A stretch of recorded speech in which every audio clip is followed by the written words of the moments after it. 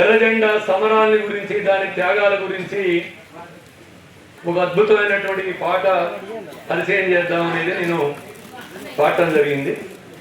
1920లోనే October 17వ తారీఖు నాడు తాష్కెంట్లో communist party ఏర్పడింది. అంకురార్పణ జరిగింది. 105 సంవత్సరాలు అయింది. 1929 ఒక నిర్మాణ రూపం ధరించింది అనేటువంటిది వారు చెప్పారు. వాస్తవం అది. భారత కమ్యూనిస్టు ఉద్యమంలో కమ్యూనిస్ట్ పార్టీ ఏర్పాటు మీద కూడా తీవ్రమైనటువంటి చర్చ ఉన్నది.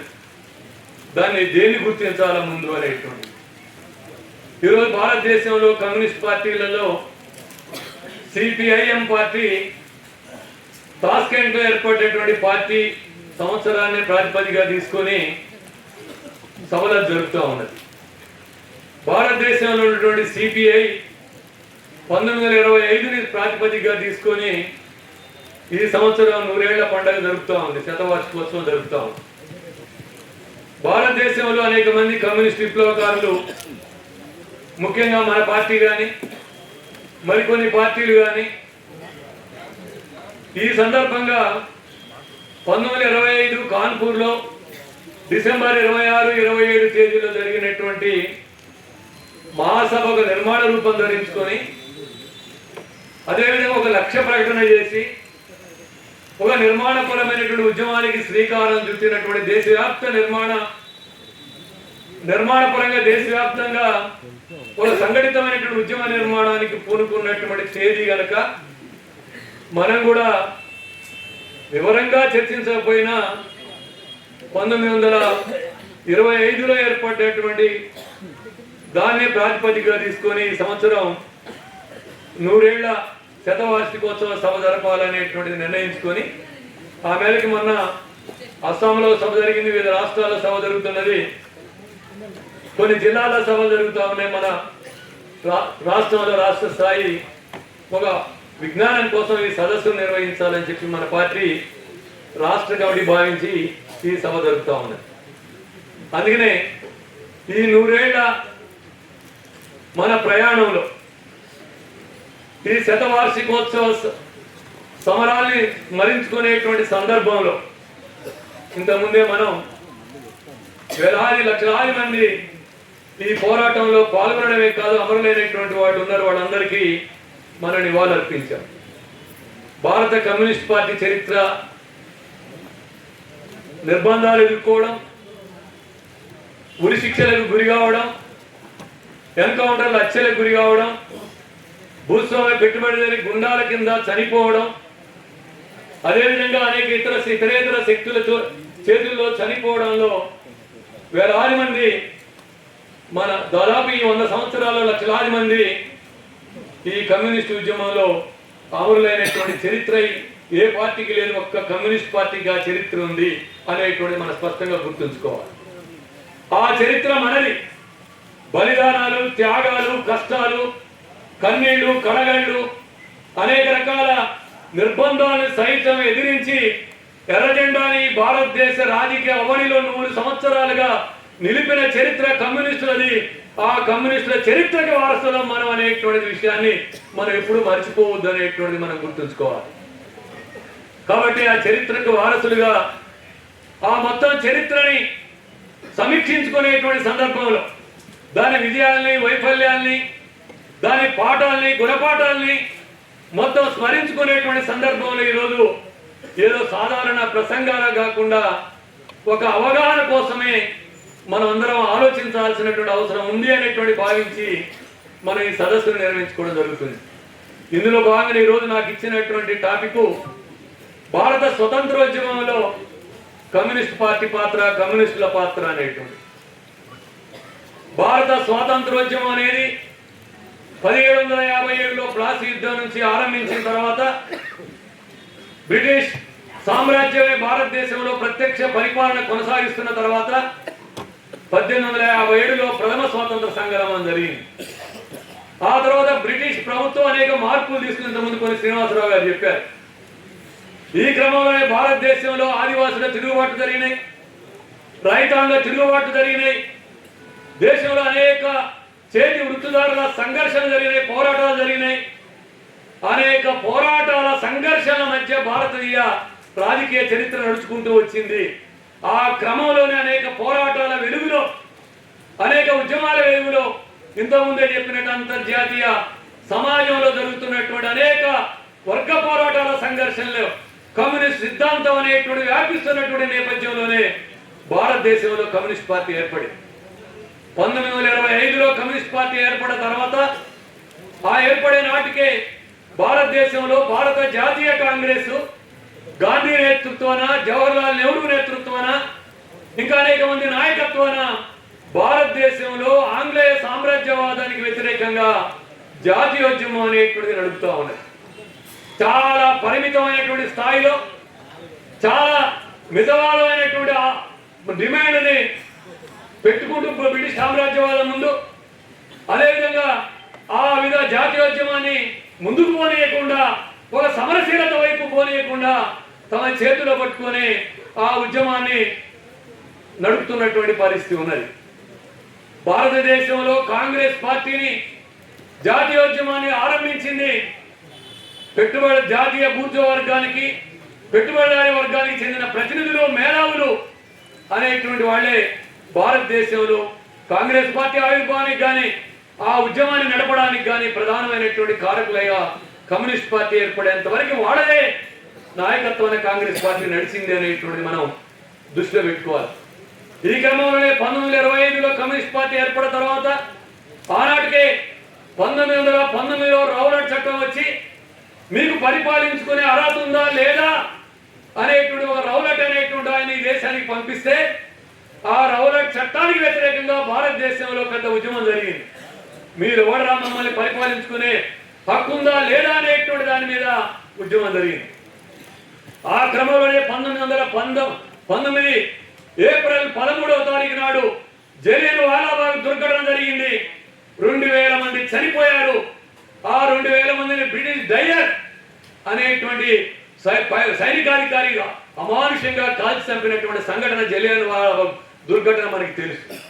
వేలాది మంది గాయపడ్డారు, 2000 మంది చనిపోయారు. ఆ దుర్ఘటన తర్వాత భారతదేశంలో కొంతమంది యువకులు భారత జాతీయ కాంగ్రెస్ ఈ ఉద్యమాన్ని సమరశీలత వైపు తీసుకుపోవాలి అని చెప్పి యుగాంతర్, ఇంతకుముందు చెప్పారు అనుశీలన సమితి, యుగాంతర్ అనేటువంటి సంస్థలు, ఇంకా అనేక సంస్థలు ఒక మిలిటెంట్ చర్యల ద్వారా బ్రిటిష్ సామ్రాజ్యవాదాన్ని ఎదుర్కోవాలనేటువంటి పోరాటాలు కొనసాగించారు. వ్యక్తిగతమైనటువంటి చర్యలకు పాల్పడ్డారు. చరిత్రలో వాటి టెర్రరిస్ట్ చర్యలన్నా, బాంబుల మోజు అనేటువంటి ఉద్యమాలన్నా, అలాంటి వాళ్ళందరూ ఆనాడు బ్రిటిష్ సామ్రాజ్యవాదానికి వ్యతిరేకంగా గాంధీ, కాంగ్రెస్ అది తీసుకొస్తున్నటువంటి ఒక మితవాద ఆచరణకు వ్యతిరేకంగా వాళ్ళందరూ అనేక ఘటనలు చేస్తున్నటువంటి సందర్భం ఉంది. ఈ క్రమంలోనే 1921లో భారతదేశంలో రాజుకుంటున్న అసంతృప్తిలో భాగంగా సహాయ నిరాకరణ ఉద్యమానికి పిలిపిస్తే 1922లో చౌరీ చౌరా సంఘటన జరిగి 22 మందిని ఆనాడు ఆంగ్లేయ పోలీసులు కాల్చి చంపారు చౌరీ చౌరాలు.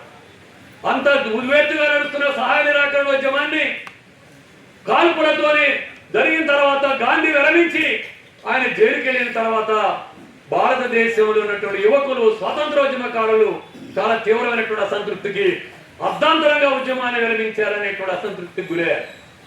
ఈ క్రమంలోనే భారతదేశం ఇంతకుముందు చెప్పినట్టు తాష్కెంట్ ఏర్పడేటువంటి ఏదైతే ఇండియన్ కమ్యూనిస్ట్ పార్టీ ఐసిపి అనే పేరు పెట్టి జరిగినటువంటిది వివిధ ప్రాంతాల్లో, బొంబాయిలో, కలకత్తాలో, మద్రాసులో, లాహోర్లో, అనేక కాన్పూర్లో కొన్ని గ్రూపులుగా ఉన్నటువంటి వాళ్ళు కమ్యూనిస్ట్ కార్యకలాపాలని కార్మిక వర్గంలో ప్రధానంగా పనిచేస్తున్నటువంటి స్థితి ఉన్నది. ఈ క్రమంలోనే కమ్యూనిస్ట్ పార్టీ ఏర్పడింది. కమ్యూనిస్ట్ పార్టీ ఏర్పడిన తర్వాత ఈ కమ్యూనిస్ట్ పార్టీ కార్మిక వర్గంలో పనిచేస్తూ, అదేవిధంగా ఆనాటికే భారతదేశంలో జాతీయోద్యమంలో కూడా భాగం కావాలనే ఉద్దేశంతో కాంగ్రెస్ మీద ఒక ఒత్తిడి చేయడం, డిమాండ్ చేయడం అనేటువంటిది ప్రారంభించింది. దానికోసమే 1926లో 27లో ఆనాడు కమ్యూనిస్ట్ పార్టీ కాంగ్రెస్ మహాసభకి కమ్యూనిస్ట్ కార్యకర్తలు హాజరై వీళ్ళంతా ఒక నిర్ణయం తీసుకున్నారు. పెజెంట్ అండ్ వర్కర్స్ పార్టీ అంటే కార్మికుల, రైతుల పార్టీని స్థాపించాలని నిర్ణయం తీసుకున్నారు. బాంబేలో సభ జరిపారు, పంజాబ్లో సభ జరిపారు, మద్రాసులో సభ జరిపారు, గయాలో సభ జరిపారు. అనేక చోట్ల పీజెంట్ వర్కర్ బెంగాల్లో జరిపారు.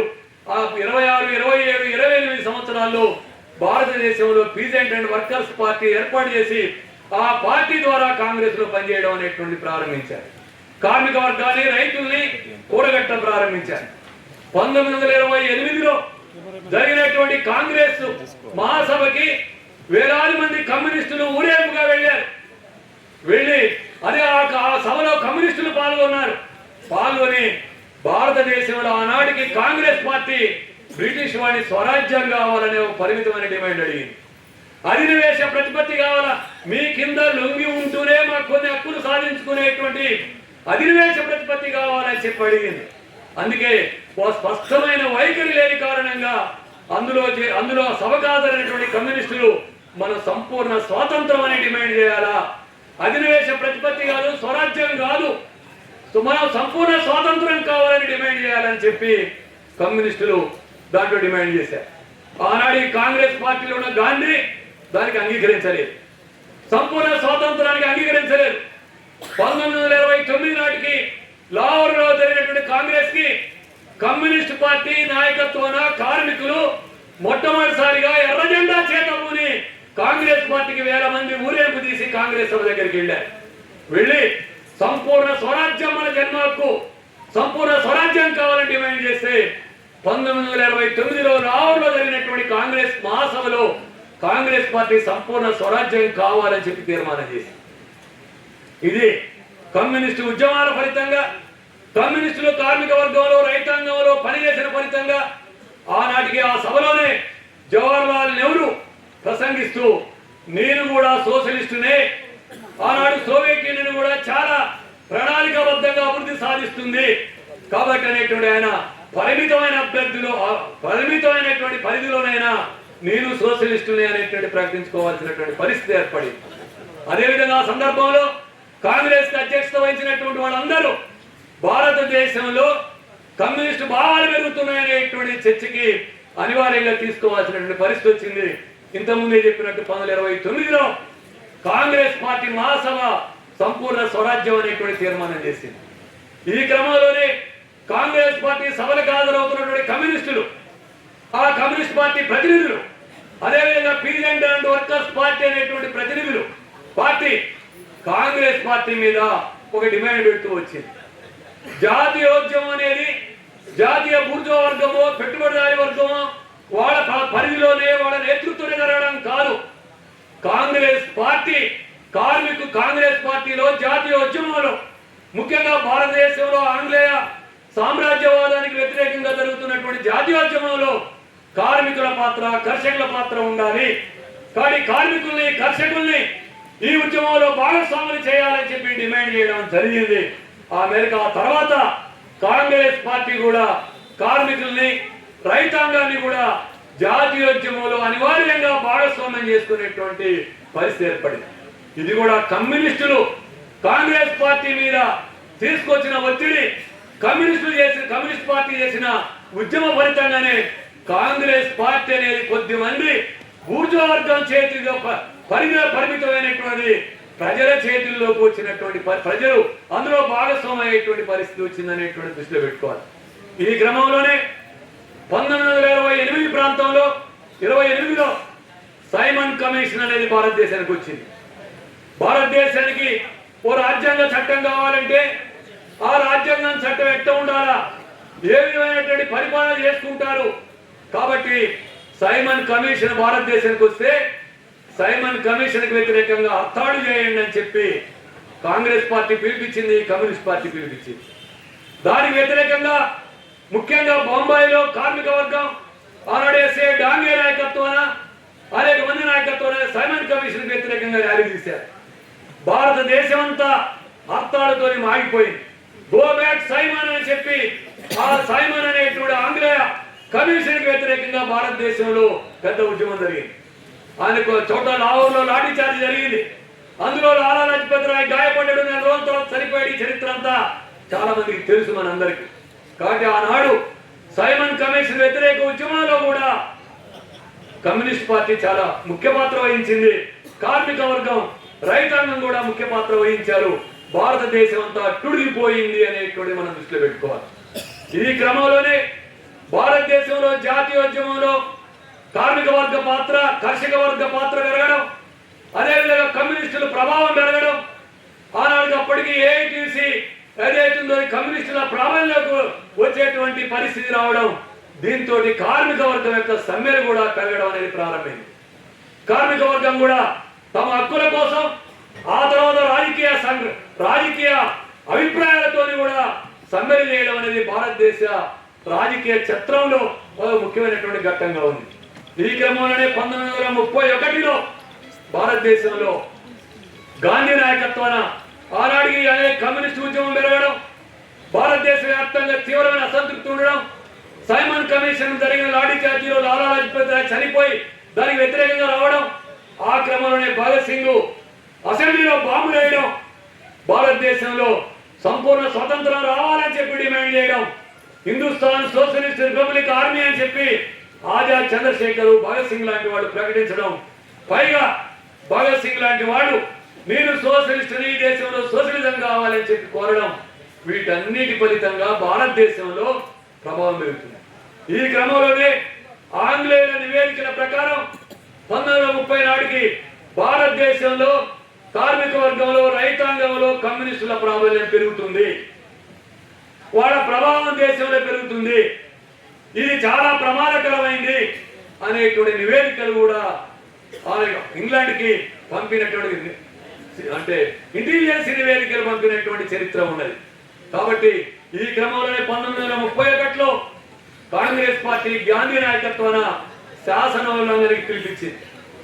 శాసనోల్లంఘన వచ్చిన తర్వాత భారతదేశ వ్యాప్తంగా శాసనోల్లంఘన ఉద్యమం జరిగింది.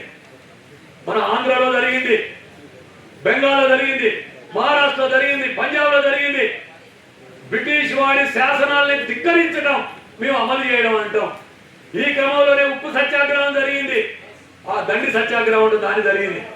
ఈ విధంగా శాసనోల్లంఘన ఉద్యమం తీవ్రంగా జరిగి ముందుకు పోతున్న సమయంలోనే అదేవిధంగా ఇర్విన్తో ఒడంబడికలు చేసుకోవడం, ఆ ఒడంబడికలతో రాజీ పట్టడం అనేటువంటి కాంగ్రెస్ పార్టీ జరిగింది. ఈ క్రమంలోనే కాంగ్రెస్ పార్టీలో ఓ తీవ్రమైన చర్చ జరిగి కాంగ్రెస్ పార్టీలో కూడా సోషలిస్ట్ కాంగ్రెస్ పార్టీ ఏర్పడింది. కాంగ్రెస్ లో అతివాదులు, మితవాదులు రెండు గ్రూపులుగా ఉన్నటువంటి పరిస్థితిలో కాంగ్రెస్ లో సోషలిస్ట్ కాంగ్రెస్ పార్టీ అనేటువంటి కూడా ఏర్పడింది. వాళ్ళు మీరు సోషలిజం అనే ఓ పరిమితమైన అర్థంలో కూడా వాళ్ళు ప్రకటించుకోవడం జరిగింది. కాబట్టి ఈ క్రమంలోనే శాసనోల్లంఘన ఉద్యమం నాటికి 1930-34 నాటికి భారతదేశంలో వర్కర్స్ అండ్ పీజెంట్స్ పార్టీ తీవ్రమైన కృషి కొనసాగించింది. ఈ క్రమంలోనే బొంబాయిలో చాలా వెల్లువరాగా సమ్మె జరిగినాయి. లక్షలాది మంది కార్మికులు ఈ సమ్మెల్లో పాల్గొన్నారు. జౌళి కార్మికులు, అస్సాం, బెంగాల్లో టీ తోటల్లో పనిచేసేటువంటి కార్మికులు, అదేవిధంగానే రైల్వేల్లో పనిచేస్తున్నటువంటి కార్మికులు, అనేక మన బెంగాల్ దగ్గర నుంచి నాగపూర్ దాకా ఉన్నటువంటి రైల్వేలో పనిచేస్తున్నటువంటి కార్మికులు, వీళ్ళంతా పెద్ద ఎత్తున సమ్మెలు చేయడం అనేటువంటి ప్రారంభించారు. భారతదేశ వ్యాప్తంగా కార్మికులు సమ్మెల వెల్లువ ఆనాటి కాలంలో వచ్చినటువంటి పరిస్థితి. ఈ క్రమంలోనే భారతదేశంలో దీన్ని ఆపడానికి 1934లో కమ్యూనిస్ట్ పార్టీ మీద నిషేధమే ఉంది. నిషేధం ఉన్నా వెనక ఉండి కమ్యూనిస్ట్ పార్టీ కార్మిక వర్గాన్ని పెద్ద ఎత్తున కూడగట్టి వేల లక్షల సంఖ్యలో దాని వెనుక సమీకరించుకున్నటువంటి స్థితి ఉంది. ఈ క్రమంలోనే భారతదేశంలో కమ్యూనిస్ట్ పార్టీ ఆధ్వర్యంలో అయితే డైరెక్షన్ లో 1934లో అఖిల భారత కిసాన్ సభ ఏర్పడింది. ఈ క్రమంలోనే అఖిల భారత విద్యార్థి ఫెడరేషన్ ఏర్పడింది. ఈ క్రమంలోనే అభ్యుదయ రచయితల సంఘం ఏర్పడింది. ఈ క్రమంలోనే భారతదేశ వ్యాప్తంగా ఇఫ్తా అని తెలుగులో ప్రజానాట్య మండలి అని చెప్పి ఏర్పడింది. ఈ సంఘాలన్నీ విస్తృతమైనటువంటి సభ్యత్వాన్ని పొందే ప్రజల ఆదరణ, కార్మికుల ఆదరణ, రైతాంగం యొక్క ఆదరణ పెరిగింది. ఈ నాయకత్వాన్ని విస్తృతంగా ఈ సంఘాలు కేవలం సంఘాలు పెట్టుకోవడం వరకే పరిమితం కాలే. ఈ సంఘాల ద్వారా ఆయా రంగాల్లోకి విస్తృతంగా కమ్యూనిస్ట్ పార్టీ వెళ్ళింది. కమ్యూనిస్ట్ పార్టీ వెళ్ళడమే కాదు, కాంగ్రెస్ పార్టీ చేస్తున్నటువంటి రాజీ ధోరణి, ఆంగ్లేయ సామ్రాజ్యవాదంతో చేస్తున్నటువంటి రాజీ ధోరణి చెప్పగలిగింది. అంతేకాదు భారతదేశంలో సోవియట్ యూనియన్ లాంటి సోషలిజం మనకు కావాలి. కార్మిక వర్గం, రైతాంగం ఐక్యంగా సామ్రాజ్యవాదానికి వ్యతిరేకంగా, ఫ్యూడలిజానికి వ్యతిరేకంగా, అదేవిధంగానే జమీందారీ ధనానికి వ్యతిరేకంగా మనకి స్వయం ఆర్థిక వ్యవస్థ కావాలి అని చెప్పి అనేక ఇంతకుముందు శ్రీనివాసరావు గారు చదివారు. ఈ డిమాండ్లన్నీ ప్రజలకు తీసుకెళ్ళి